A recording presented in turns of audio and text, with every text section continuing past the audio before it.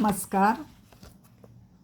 लव जिहाद, दबलेले भयानक वास्तव. लेखिका सुनीला सोनी. आज प्रस्तावना वाचते जी स्वामी गोविंद गिरींनी लिहिलेली आहे. समाज पुरुषा होई जागृत. आध्यात्मिक विचार संपदा, विश्वबंधुत्वाच्या भावनेने औदार्य आणि निसर्ग प्रदत्त समृद्ध जीवन यांच्यामुळे सर्व जगाच्या आदराचे केंद्र बनलेला आपला भारत देश गेली 1200 वर्ष सातत्याने परकीय आक्रमणाचे लक्ष व भक्ष बनलेला आहे. लुटारी यवनांच्या टोळधाडीने आणि यावनी सत्तेच्या विध्वंसक जुलूम जबरदस्तीने येथील पवित्र सांस्कृतिक जीवनातील अनेक बाबी उद्ध्वस्त झाल्या. व्यापाराच्या निमित्ताने शिरकाव केलेले मतलबी इंग्रजांनी अतिशय चालाखीने संपूर्ण भारताची सत्ता काबीज करून देशाची अपार लूट केलीच, पण शिक्षणतंत्र हातात घेऊन मानसिक गुलामगिरीही निर्माण केली आणि सेवाभावाच्या बहाण्याने पुष्कळदा बहुजन समाज बाटविला. सुदैवाने छत्रपती शिवाजी महाराज ते नेताजी सुभाषचंद्र बोस अशी अनेक झुंजार वीर रत्नाची मोठी प्रभावळ सेतू हिमाचल या संकटाचा मुकाबला सातत्याने करीत राहिले आणि आपला प्रिय भारत पुन्हा स्वतंत्र झाला.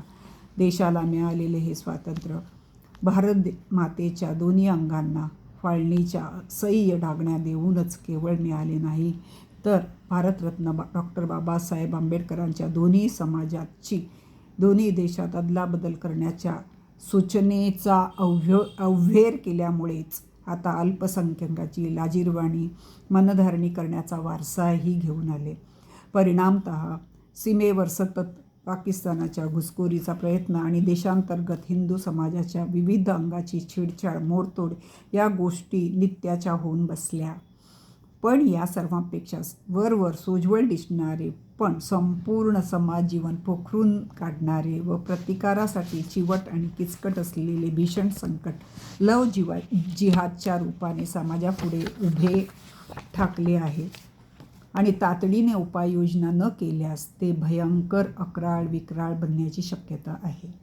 काफिरांची कत्तल, मंदिरांचा विध्वंस आणि संपत्तीची लूट यासह महिलांची लूट हा इस्लामी आक्रमणाचा अत्यंत निंदनीय इतिहास प्रसिद्ध पैलू आहे. पण त्या लुटमारीमध्ये जुलूम, जबरदस्ती आणि क्रौर्याचा भाग होता.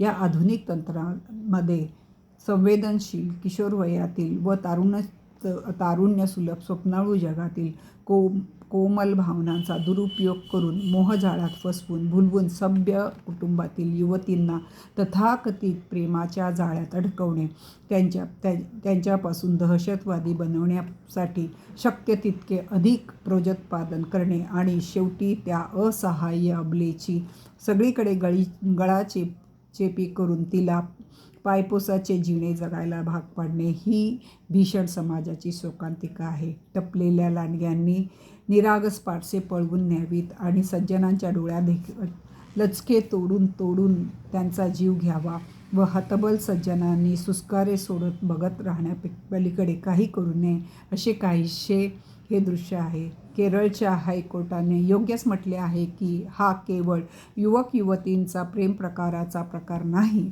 तर विदारक सत्य हे आहे की हिंदू समाजावरील नव्हे तर भारतीय राष्ट्रावरील छुपे व भीषण आक्रमण आहे. अल्पसंख्याकांची संख्या वाढवून योजनाबद्ध रीतीने संपूर्ण देशच गिळंकृत करण्याचे हे समाजकंटकांचे कारस्थान होय. लेबनॉन देशात असेच घडले. तेथे ख्रिश्चन बहुसंख्य होते. मुसलमानांनी हर प्रकारे संख्या वाढविण्याचा एक कलमी कार्यक्रम सातत्याने चालू ठेवला आणि शेवटी बहुसंख्य झाल्यामुळे लेबनॉन मुस्लिम राज्य बनले. धर्मांतर म्हणजे राष्ट्रांतर हा स्वातंत्र्यवीर सावरकरांनी सांगितलेला सिद्धांत लेबनॉनच्या बाबतीत इतक्या दाहकपणे सत्य ठरला. हेच आपल्याला भारतात घडू द्यायचे आहे काय? उदारमतवाद, लोकशाही, अभिव्यक्ती स्वातंत्र्य या गोष्टींना इस्लामी राष्ट्रात स्थान नाही हे सुशिक्षित नागरिकांना कळत नाही का?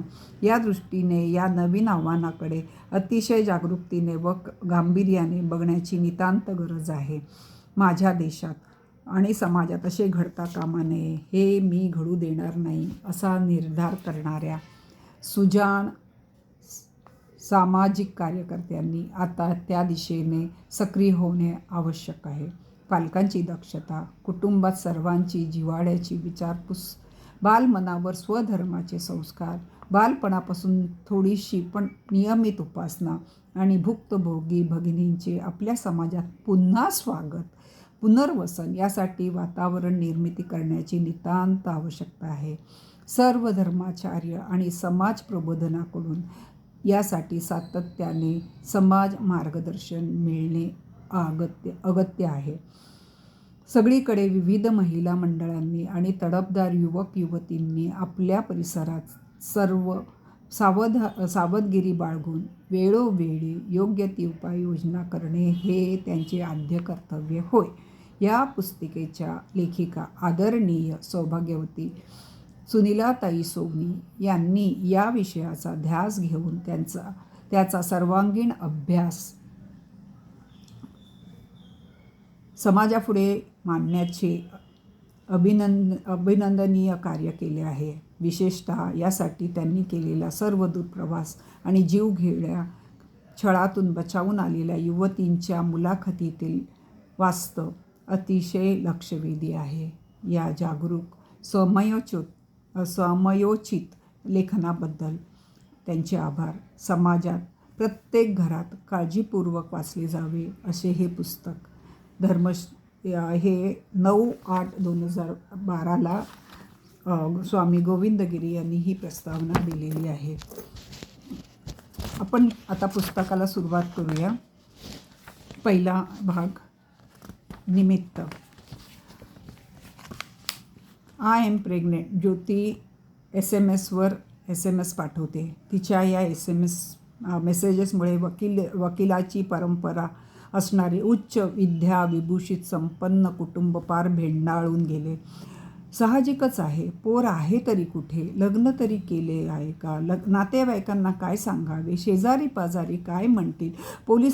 पोलिसात जावे की नशिबावर सोडून द्यावे? सर्वात महत्त्वाचे म्हणजे अब्रूला कसे जपायचे?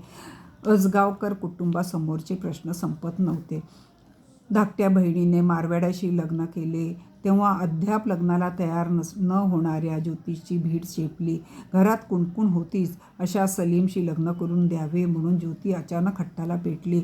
धाकटीच्या लग्नालाही घरातून प्रथम विरोध झाला होताच. मुले ऐकायला तयार नाहीत म्हणून का होईना शेवटी दोन्ही घरातल्या मुलांच्या आनंदासाठी नमते घेऊन त्यांचे लग्न लावून दिल्याचे ज्योतीने पाहिले होते. धाकटीप्रमाणेच आपलेही लग्न घरातील मंडळी लावून देतील अशी तिला आशा वाटत होती. त्यामुळेच ज्योतीचा अचानक आग्रह सुरू झाला होता. धाकटीची आणि मोठीची कथा मात्र वेगळी होती. जातीतले वेगळेपण वगळता नाकारावे असे दोघांकडूनही कोणतेच मुद्दे धाकटीच्या बाबतीत नव्हते. दोन्हीही परिवार संपन्न, सुशिक्षित, सामाजिक मान असलेले. मोठीच्या बाबतीत सगळेच अनाकलनीय. मुलगा ना जातीचा ना धर्माचा. ज्योतीचे घर उच्च शिक्षित. सलीमच्या घरातल्यांचा ठावठिकाणाच माहिती नाही. दूर राजस्थानात कुठेतरी आहेत असे तो सांगायचा. मुलगी सुंदर तर मुलगा काही पण दिसत होता. मुलगी लाडाकोडात वाढलेली. मुलीचा मोबाईल आणि पेट्रोलचा खर्चही झेपणार नाही असे सलीमचे अर्थार्जन चालू होते. मुलगी MBA करत असताना गॅरेजमध्ये सलीम कामाला लागला होता. तेथेच त्यांचे जमले. प्रत्येक बाबतीत तफावत असताना या दोघांना जोडणारा घटक कुठला असेल? मुलीने त्याच्यामध्ये असे काय पाहिले की आपल्या आईवडिलांच्या इब्रतीचा, स्वतःच्या भवितव्याचा, सलीमच्या परिवाराचा कुठलाच धडपणे विचार न करता, घरातला विरोध मावळत नाही म्हणताच तो कमी होण्याची वाट न पाहता ज्योतीने अचानक घर सोडावे, लग्न न करता त्याच्याबरोबर राहावे. मुलगी SMS करून स्वतःची अवस्था कळवते आहे, पण कुठे आहे याचा पत्ता लागू देत नाही. मोबाईलला रिस्पॉन्स देत नाही. त्यांच्या मित्रमंडळीकडून कोणताही ट्रेस लागत नाही. पुढे काय करावे या प्रश्नाने घर फार चक्रावून गेले होते. माझ्या मैत्रिणीच्याच नातेवाईकामधली ही कथा ऐकली तेव्हा मीही चक्रावून गेले.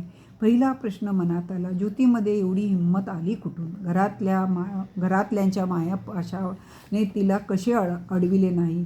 मुलीचे पुढे काय होईल? मुलांच्या कुटुंबियांना हे प्रकरण माहीत असेल का? ती स्वेच्छेने गेली की पळवली गेली? पळवली या शब्दाशी आले आणि मी थबकले. तो शब्द मनाचा पिच्छा सोडेना. कदाचित कालांतराने हे प्रकरण मी विसरूनही गेले असते, परंतु निव्वळ योगायोगाने अशा 3 पत्रिका मला पाहायला मिळाल्या की ज्या तिन्ही पत्रिकांचे निमंत्रक मुस्लिम होते. कार्यस्थळ पुणे इमामवाडा होता आणि तिन्ही मुली हिंदू. त्यातील एक लग्नपत्रिका 17 मार्च 2008ची होती, एक लग्नपत्रिका 15 डिसेंबर 2011ची, तिसरी विवाहपत्रिका 10 जानेवारी 2012ची होती. डोके चक्रावले होते. डोळ्यांनी शोधक नजर ठेवली, पायानेही थोडीशी गती पकडली आणि मग सुरू झाला प्रवास. उज्जैन, इंदूर, देवास, सुरत, दिल्ली, जम्मू, औरंगाबाद, नागपूर, गुवाहाटी. आज मी इथेच थांबते. दुसरं प्रकरण उद्यापासून सुरू करते. तुम्ही मला ऐकता त्याबद्दल मी खूप आभारी आहे. आणि अशीच जर मला साथ मिळाली तर मी आंबेडकरांचं हू वर शूद्रास आणि पाकिस्तानबद्दल त्यांनी लिहिलेल्या एक पुस्तकाचंही पठण करेन. तुम्ही ऐकता त्याबद्दल पुन्हा एकदा आभार मानत थांबते.